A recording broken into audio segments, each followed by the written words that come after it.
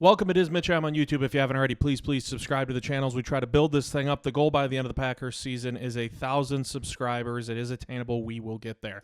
It takes 2 seconds. Just click the subscribe button.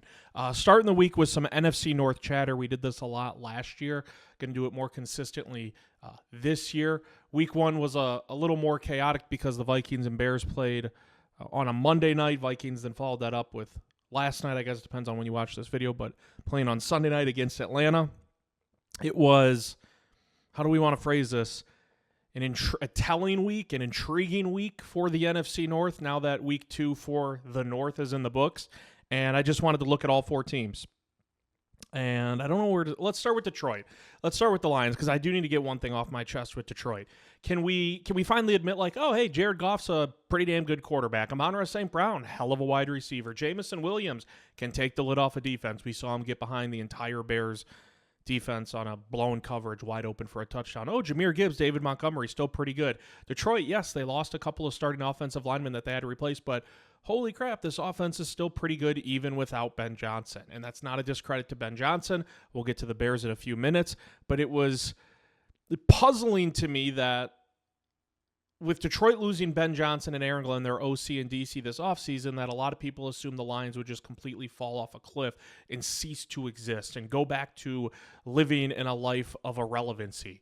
They're the back-to-back NFC North champions. They brought back the core of their roster. Keep in mind it was a defense that was ravaged with injuries last year, many of which were season-ending IR-type injuries, including that of all-pro perennial player Aiden Hutchinson, who played 4.5 games before suffering a broken leg in Week 5 last year against Dallas, missing the rest of the 2024 campaign. I had said throughout the offseason from a Packers fan's perspective, I believed Green Bay was getting Detroit at a great time, getting them in Week 1 in your building when they are ushering in a new OC and DC. I thought that mattered. The timing for the Packers to get the first lick at Detroit when they are bringing in a new offensive coordinator and defensive coordinator benefited the Packers because while I think Detroit's offense is still really good, it was going to take time to adjust because not everything was going to be congruent with how Ben Johnson ran it to this new regime. And there would be similarities. There would be some things that, overwrite and kind of match what Ben Johnson did, but it's not going to be the exact same down to the core. And we saw in Week 1 some of those struggles for Detroit. They had struggles running the ball. They had struggles containing drives, extending drives. And then they got Chicago and Dennis Allen's new defense, a new defensive coordinator, a whole new regime for the Chicago Bears when you talk about the coaching staff because Ben Johnson left Detroit to go to Chicago. And Jared Goff and that offense absolutely sliced and diced. They did whatever they wanted against that Chicago Bears defense. And I know it's one game and people are going to say, don't overreact. It's why I didn't overreact when Detroit's offense got bottled up in Week 1. I know it's one game, and it's against Chicago.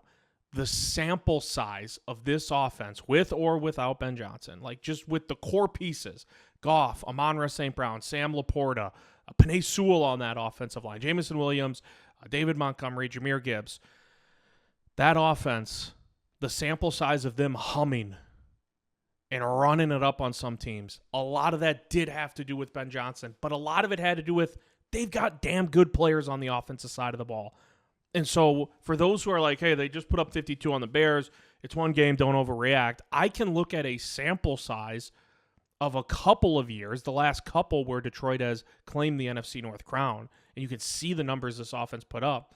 And it's unimaginable. To me, it was unfathomable to suggest that with Ben Johnson gone, certainly the offense is going to be missing some components, some wrinkles that he threw in. Maybe it won't be as efficient as when Ben Johnson was at the controls. But to suggest this offseason, like some were, that the Lions were just going to completely nosedive, I didn't understand that. And so I can look back to a larger sample size of even when Jared Goff was with Sean McVay with the Rams. Like Jared Goff's just a good quarterback. He's a really good starting quarterback. Amon-Ra St. Brown is one of those wide receivers, and I know a lot of Packers fans hate him, and I'm sure there's a lot of Packer fans watching this video or they dislike him. Maybe hate's too strong of a word. Amon-Ra St. Brown, to me, is that type of receiver that you could plug him in to any offense with any quarterback, and he's going to find ways to produce. He is that good. And so the offense, like I said, they did whatever they wanted against Chicago. There's 2 quarterbacks. I was looking at some of the numbers. There are 2 quarterbacks with 3 games of 5 touchdowns, no interceptions since 2022. Those 2 quarterbacks are Jared Goff and Lamar Jackson. Again, 2 quarterbacks with 3 games of 5 touchdowns, no interceptions since 2022. Jared Goff and Lamar Jackson. Goff had another one, the one on Sunday against Chicago. No other quarterback has had more than 1 such game during that stretch. So Lamar and Goff have done it 3 times, 5 touchdowns, no picks since 2022. No quarterback in the NFL has done it more than once during that same time span. I was looking at, was there anything the Bears defense, and it sounds foolish to even suggest when you give up a 50 burger, was there anything the Bears defense did well that they can carry with them into week 3? And I mean, I was just looking across the board, I don't want to suffocate you with numbers, but Jared Goff was 12 for 14 for 198 yards and 2 touchdowns on play action plays. Goff was 8 for 11. This is insane.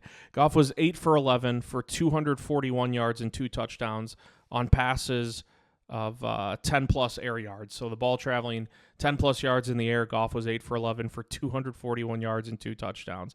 There's not – the Bears couldn't get pressure on him. The Bears ran a lot of man coverage, and the Lions just sliced and diced. Detroit will be fine. I said so after week 1. I said so with one caveat. I do believe the Lions are still a good team. Dan Campbell is still the head coach, master motivator, Dan Campbell. The one caveat I put in alongside my suggestion that the Lions are going to be fine, even after they lost to Green Bay in week 1, was the schedule. You cannot ignore it. The schedule is absolutely brutal for Detroit this year. 3 of the next 4 for the Lions, folks. Close your eyes and listen here. 3 of the next 4 for Detroit. At Baltimore next Monday night. At Cincinnati, I know Joe Burrow's down. Still won't necessarily be an easy one at Cincinnati. At Kansas City on a Sunday night. Chiefs are 0-2, but they're going to be chomping at the bit. They still have to play at Washington, at Philly as well. They play Tampa Bay and the Rams, I want to say, too. The schedule is brutal. It is a brutal road ahead for Detroit. This was one they had to get. We know the percentages. I think I saw teams that start the year 0-2. I don't know what the time span was, but teams that start the year 0-2 have a 12% chance to make the postseason, and that dates back, I don't know how many years, quite a few, maybe decades. So you start 0-2, the odds are stacked heavily against you. Detroit took care of business, and yeah, do I expect them to go out and put up 50 a week? No, but this offense still has the main core pieces, just not Ben Johnson, and there's a lot of offensive coordinators with teams in the NFL that are envious that they don't have the weapons and the quarterback that the Detroit Lions have. And I don't think we need to spend too much more time on the Lions because they put on a clinic. They put on an absolute clinic against Chicago. Mitch, I'm on YouTube. Please subscribe if you haven't already. Always appreciative of all the support. NFC North Chatter. Let's just, do we go Bears-Vikings here? Let's just go Bears because that was the matchup on Sunday, Detroit and Chicago.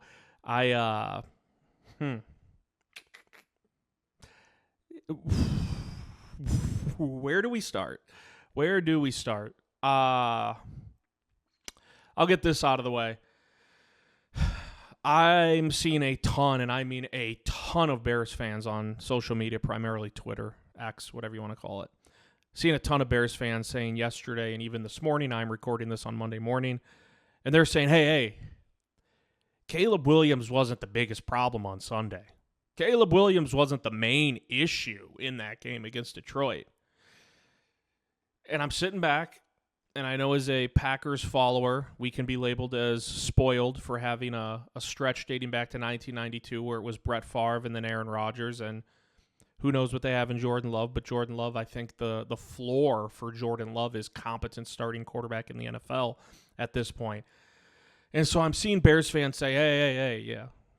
Caleb Williams, was he great? No. Was he good? He made some nice passes. Was he the biggest problem? No. And I'm sitting there reading all these tweets that have that as the premise. And I'm wondering, is is that the goal? Is that what you're striving for? Is this supposed to be some sort of endorsement? You sit there and say, hey, Caleb Williams wasn't the biggest problem for Chicago on Sunday. I agree. But can I fire back the question, was he a solution? Was he an answer? No, he wasn't. I'm not pinning this loss solely on Caleb Williams. That'd be foolish. But he wasn't good. Did he make some nice passes? Sure. Even the worst starting quarterback performances on a week-in, week-out basis, don't they at least make a couple throws where you're like, oh, that was pretty nice? Typically, yeah. You're not seeing a quarterback go out there and go 0 for 25 with 5 interceptions. So did Caleb Williams make some nice throws on Sunday? Sure. Yeah, he did. Was Caleb Williams the biggest problem for the Bears on Sunday? No, he wasn't. Is that what you're setting the bar at, though, if you're a Chicago fan? Like, I can't... How is your takeaway from this game, Caleb Williams wasn't the biggest problem? That baffles me. It baffles me. This is a former number 1 overall pick who many labeled generational, the franchise savior for the Bears. Still very early on in his career, has a new regime. I should say, too, for maybe there's Bears fans watching this, and this is the first time watching one of my videos. Welcome. Please click subscribe.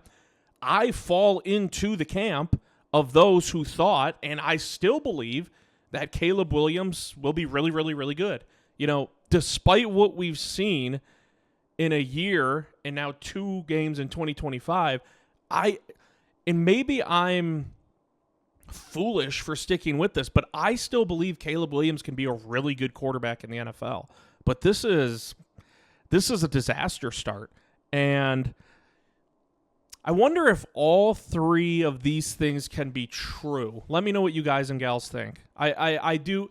This is what I'm marinating right now. If this is what I'm pondering if I'm a Chicago Bears fan, and I'm not running to the panic button. I know many Bears fans are flustered, frustrated. They're already calling for Ryan Poles, who just got an extension, to be gone. Some are calling for Ben Johnson. I did see that, although those were few and far between. I wonder if all 3 of these things can be true. I'm going to make 3 statements. Caleb Williams can be a damn good starting quarterback in the NFL. That's statement number 1. Caleb Williams can be a damn good starting quarterback in the NFL. Statement number 2. Ben Johnson can be a damn good head coach in the NFL. We don't know that yet, just like we don't know if Caleb Williams can be a good, competent starting quarterback. But again, I'm laying out 3 statements, wondering if all can be true. At some point in time, Caleb Williams, yeah, he can be a really good starting quarterback in the NFL. Down the road, Ben Johnson, yeah, can be a really good head coach in the NFL. And then statement number 3. The marriage, the stylistic fit between Caleb Williams and Ben Johnson, it's just not going to work. It might not work.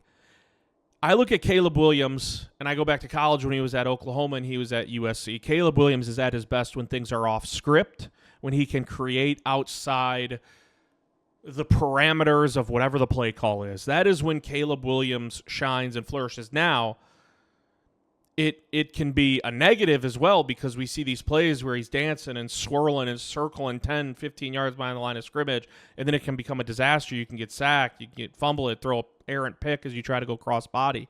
His interception yesterday was weird. It was like he didn't have enough on it it looked like a throwaway. Either that or it was an overthrow by a mile, and Kirby Joseph intercepted it, but he just didn't have enough mustard on it to throw it away after trying to create something. But to me, Caleb Williams is at his best when things kind of like he thrives in a pinch of chaos, and a little bit of chaos is where Caleb Williams can really create and be at his best. Ben Johnson needs a tactician at quarterback. Ben Johnson needs a quarterback who sees the script that he lays out and sticks to it in a very strict manner. That is what Jared Goff is. That is not really what Caleb Williams is.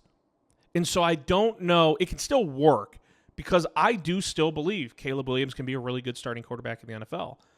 And I've said this before.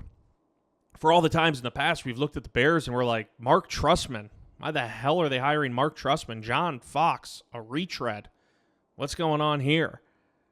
Matt Eberflus. Did anyone else want Matt Eberflus at that time at the head coaching position? I do look back at Matt Nagy and coming out of Kansas City. I know he was highly regarded, and that didn't work out either.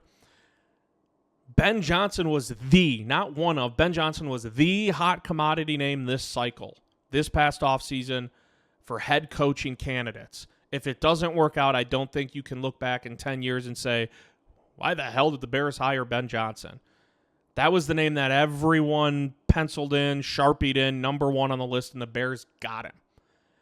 I do wonder if this marriage between he and Caleb Williams can work because of who Ben Johnson is and how he wants his system run, and in what areas Caleb Williams thrives in and what areas he doesn't thrive in.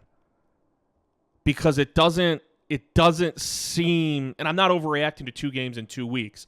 I said this offseason I was curious to see how this would work out. Can Ben Johnson and that staff hammer into Caleb's head, we need you to just be a surgeon, a tactician, a guy who stays in the pocket, a guy who goes through his progressions, trusts his offensive line, and you do it that way like Jared Goff did in Detroit. And that's when Ben Johnson's offense is at its best. Not when maybe your first read isn't there and your instinct is immediately get outside the pocket, scramble around, direct traffic downfield, and then try to sprinkle in a little bit of razzle dazzle. Where that's kind of where Caleb, to me at least, finds comfortability.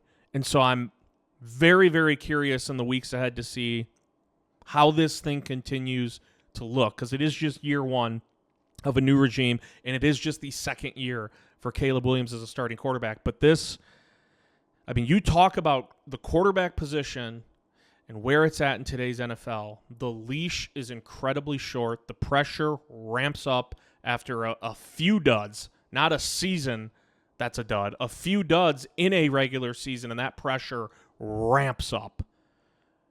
And so it'll be interesting to see. I know they have Dallas in Week 3 coming up, the Bears do, whose defense just made Russell Wilson look like an MVP caliber quarterback. So we'll see. Flip side of that, the defense for Chicago looks like a dumpster fire. I want to quickly do a little transitive property. The Bears got torched by J.J. McCarthy in the fourth quarter season opener Monday Night Football.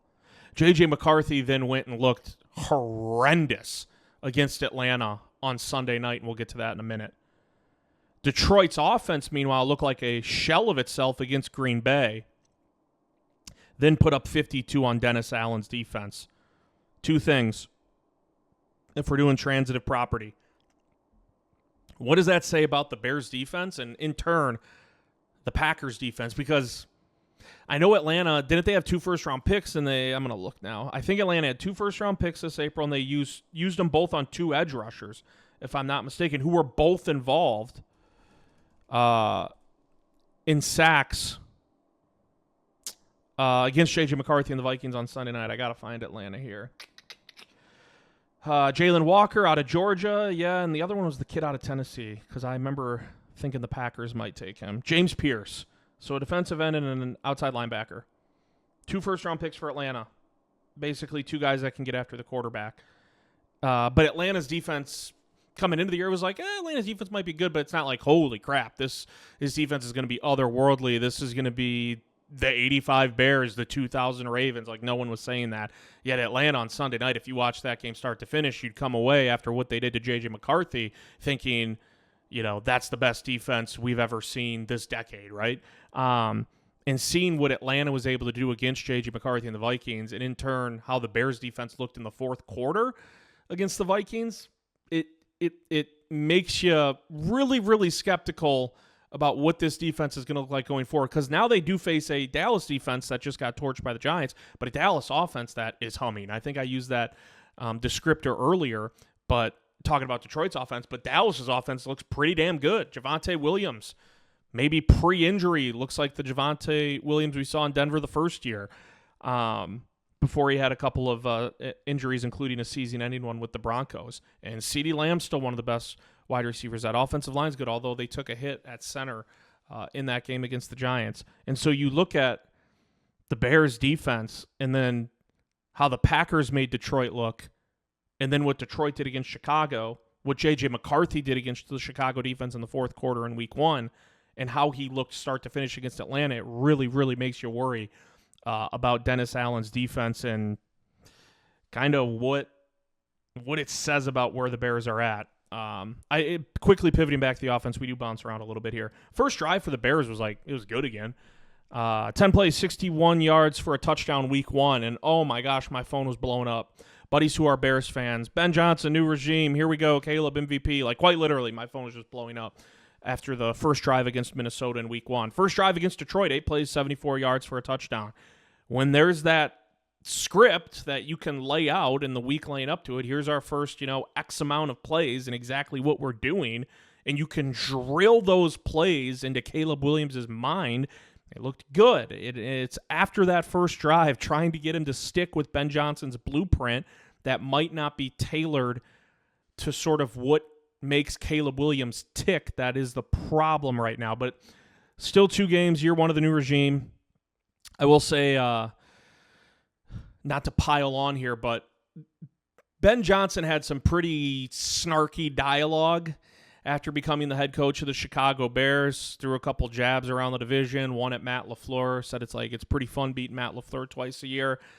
These have to be 2 humbling weeks. Both division games, and you start 0-2, and you look I saw someone say Sunday's game against Detroit was worse than Thanksgiving last year, which ultimately cost Matt Eberflus his job. When the Bears didn't take that time out late, they were approaching field goal range, ran out of time at the end of the game, lost to Detroit, but they were in that game. This game, early third quarter, curtains, pull them down. It's over. It's done. And I know Chicago fans are upset by that call at the end of the first half. Was it Tesla that made that catch on the near sideline? I guess that dude's just going to make one incredible catch every single week.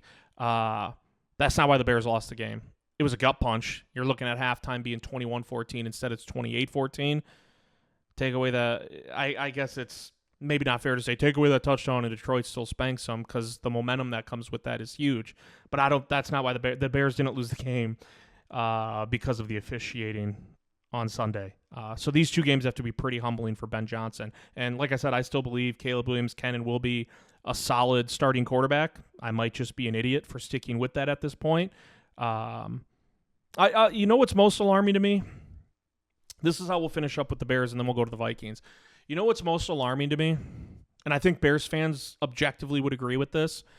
Ben Johnson, to me, comes off, and this is a good thing, Ben Johnson comes off as sort of like a no-nonsense, we're going to get the basic things right. The simple things you have to do, we're going to get those right every single week, or damn near close to it. There's a little drill sergeant in Ben Johnson, which, again, is not bad. Chicago had 12 penalties in week 1 and 8 in week 2. They're averaging 10 penalties a game through 2 games. And a lot of them are just dumb, pre-snap, false starts. That's got to be eating him alive. The development of Caleb Williams is the priority. How bad the defense, here's kind of the chain of command. The development of Caleb Williams is of the utmost importance for Ben Johnson. How bad the defense looked yesterday is going to get all the headlines. What has to be eating Ben Johnson alive are the penalties, the simple mistakes. 12 in week 1, 8 in week 2. For a guy who very much so comes off as the opposite of kind of laissez-faire, nonchalant, players coach, go with the flow, everyone's happy, kumbaya. Both can work. Both styles can work. But Ben Johnson, he has a little drill sergeant in him, like I said. So I would imagine what's got to be keeping him up at night, just as much as the defense giving up 52 points to Detroit, is having 20 combined penalties in 2 games. It's crazy. And then I guess I do have one more point. I saw a lot of people pointing out Colston Loveland, and he's not even involved right now through 2 weeks. There is a little bit of something that's just not normal taking place, I guess. So Colston Loveland was the first-round pick for Chicago in April, tight end out of Michigan, and I was shocked. And I'm not saying this for shock value. I was shocked that Tyler Warren out of Penn State was not the first tight end taken. He kind of just fell into the lap of Indianapolis, who has been starving for tight end production for like 5-6 years now. I thought Tyler Warren was absolutely going to be the first tight end taken. Colston Loveland can still turn out to be a stud. Tyler Warren could end up being a dud. We don't know. But going back to April, I had videos where I was surprised that the Bears took Colston Loveland over Tyler Warren. Maybe it's a better fit for Ben Johnson's offense. Colston Loveland played 36 of the 68 snaps on Sunday. Your second-round pick, wide receiver Luther Burden out of Missouri. You're trying to surround Caleb Williams with as many options, as much talent, weapons around him as he could possibly need. But you also need that synergy, that chemistry between he and his young weapons to get hammered home. That's tough to do when Colston Loveland's playing 36 of the 68 snaps on Sunday. Luther Burden played 12 snaps offensively. And I know you have DJ Moore and Rome Odunze, but you used a second-round pick on Luther Burden. And on top of that,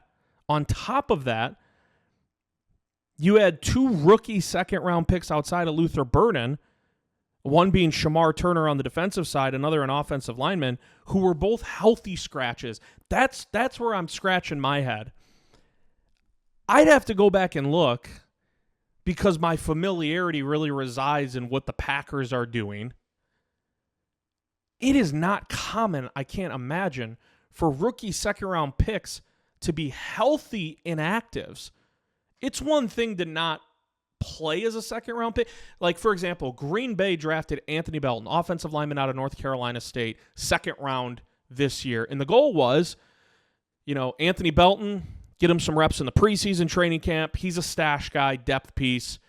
Maybe by 2026, depending on what happens to Rasheed Walker and Sean Ryan, Anthony Belton will be a starter next year. And so I can't imagine where any intends to have Anthony Belton play this year. Now, Zach Tom, Aaron Banks both go down week 1. They're out, your 2 best offensive linemen. Anthony Belton plays a majority of the snaps Thursday night against Washington. But as a second-round pick, that wasn't the plan. And so my point is, not all second-round picks is the blueprint the exact same where it's like they need to play right away. It's just not the reality. However, second-round picks being a healthy inactive on game day, and you have 2 of them, it's almost like, is Ben Johnson trying to send an indirect message to Ryan Poles like, look at these guys you're drafting in the second round. I can't even have them on the active game day roster. Get better at making draft. Like, I'm not saying that's what's happening, but it seems very, very, very odd. Very odd. Last note on the Bears, last 5 quarters. The last 5 quarters, the Bears defense has yielded 694 yards and 73 points.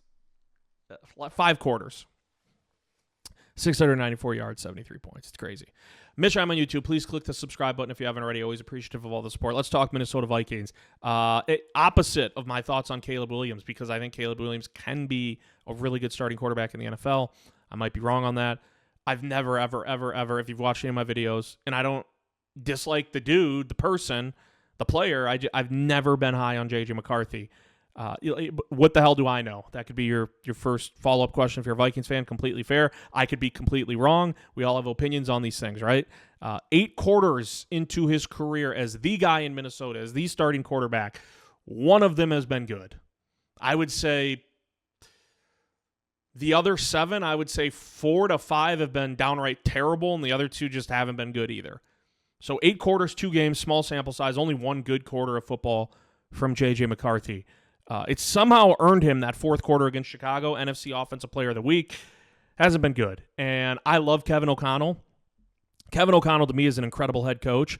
The pulse throughout the Twin Cities, Minneapolis, Vikings fans, kind of the pulse online.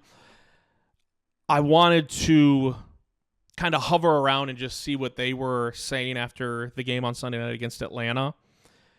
The fans seem to be somewhat similarly aligned with me that, hey, Kevin O'Connell's a damn good head coach, but a lot of them have more reservations. I noticed last night a lot of fans were upset with some of the decisions in-game that Kevin O'Connell made. I'll point out one that caught me off guard. Maybe I'm just nitpicking. One that caught me off guard, it was a sequence in the second quarter. So second quarter, the Vikings are down 6-0, all right? They're down 6-0. They have it. The offense hasn't been doing much. They have it first and goal at the Atlanta 2, not at the 9, not at the 10. First and goal at the Atlanta 2-yard line.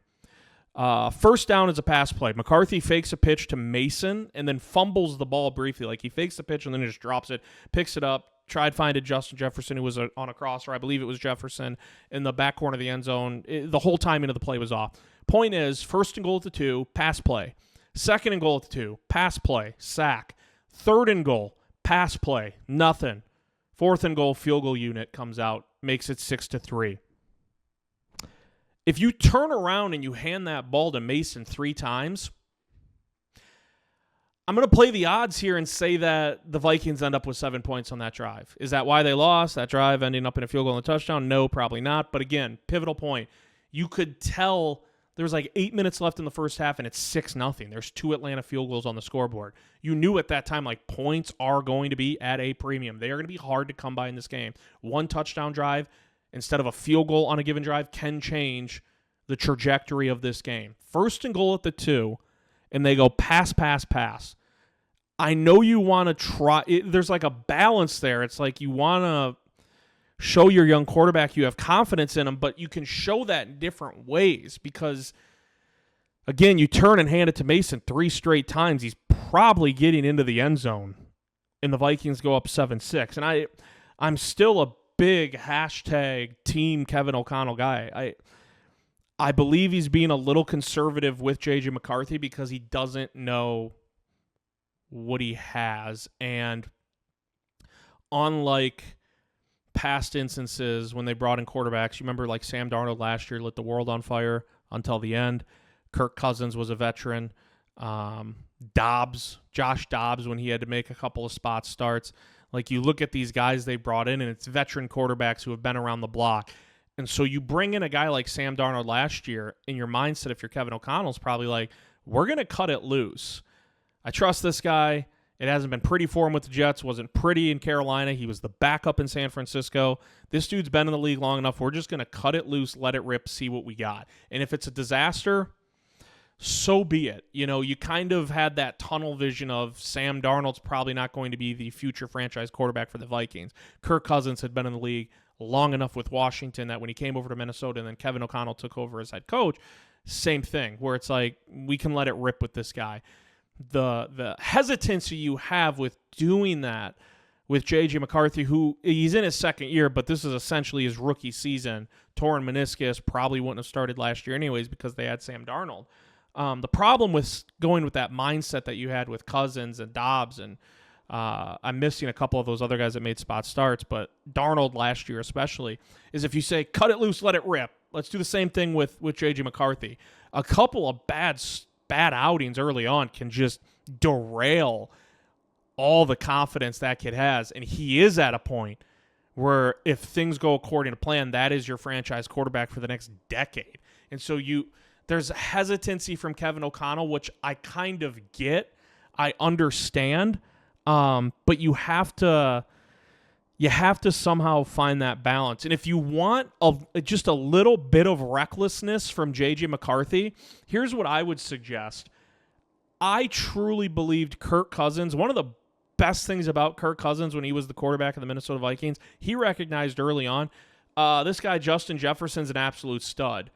Anytime I see one-on-one coverage downfield, if nothing else in front of me is open, I can just chuck up a moon ball, and I have faith. Maybe pass interference gets called. Justin Jefferson brings it down. You know, worst case scenario is an interception. But Kirk Cousins played the odds, and he's like, this dude's so good. Any one-on-one coverage down the field, I trust 18. I think Justin Jefferson's 18. I trust Justin Jefferson.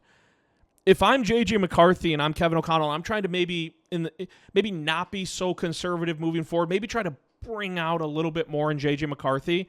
I would literally be like, hey, if your first read's not there, and let's just say on a given play it's Naylor or it's Hawkinson, you know, or it's Mason or Aaron Jones out of the backfield, or Adam Thielen or Addison when he comes back, if it's not there, and your second read might not be there, and, you know, few and far are the plays where Justin Jefferson's going to be third or lower in the pecking order, but hypothetically speaking here, on those plays where nothing else looks open and Justin Jefferson also isn't open, but he's got one-on-one coverage down the field, dude, throw it up. Like, if you want to bring out a little bit of that recklessness to try to spark the offense, bring out a little bit of fire. Justin Jefferson, to me, I mean, that is the best wide receiver in the NFL. You can make a case for Jamar Chase, CeeDee Lamb, other guys. Justin Jefferson, to me, is the best wide receiver in the league. And Kirk Cousins did such a great job of, I like my odds here, one-on-one downfield, nothing else is open. I'm just going to throw it up to Justin Jefferson. Like, just chuck that shit up to him. Kirk did it a lot. You have the best receiver in football. I'm just looking at the numbers, and I'm like, how in 2 games does Justin Jefferson have 7 receptions and 13 targets combined? And I'll put the receptions aside for a second. 2 games combined to start the year, Justin Jefferson has 13 targets. This isn't Joe Schmo. This isn't your second wide receiver on the depth chart. Justin Jefferson, to me, should have a minimum of 10 targets every single week, not 13 combined in 2 games. That would be a suggestion I would have. And I know it's a little bit reckless, but you can tell, I don't want to say there's like coddling going on, but more of a feel-out process with Kevin O'Connell, with J.J. McCarthy, because you don't want to ruin that confidence, but you also don't know what exactly you have in this guy. I saw a lot of tweets as well when I was trying to take the pulse of what was going on in Vikings land. A lot of people said, oh, he just had a kid this week. Darisaw was out. I get it.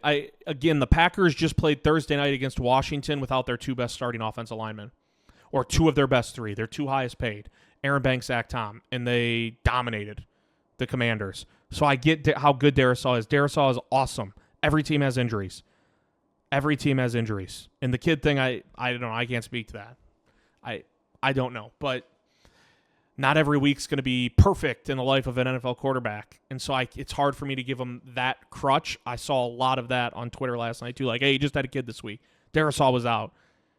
I get wanting to make some excuses for your young quarterback. It's also okay to just say J.J. McCarthy was not good. He hasn't been good in 7 out of the 8 quarters through 2 weeks. I did see a small pocket absurdly trying to blame like the Vikings defense. Not listening to that.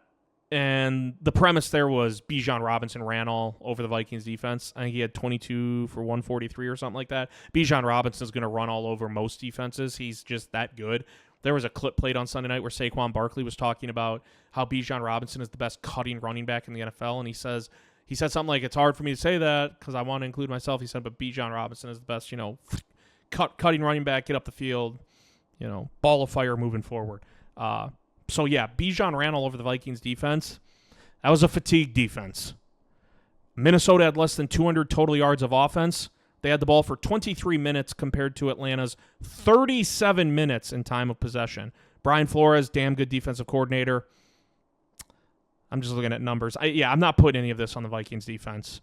Your question, I guess, becomes this. We'll finish up with this.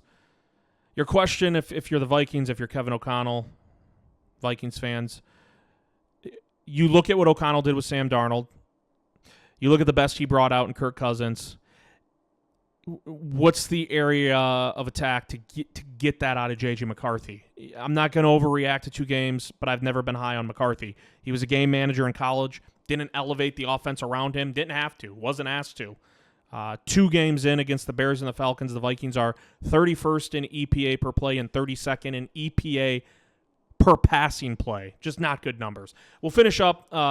Most of my videos are Packers-oriented. Packers played on Thursday night, so it's separated enough where it's like I don't really want to talk too much about Green Bay because they played a few days ago, and we know these.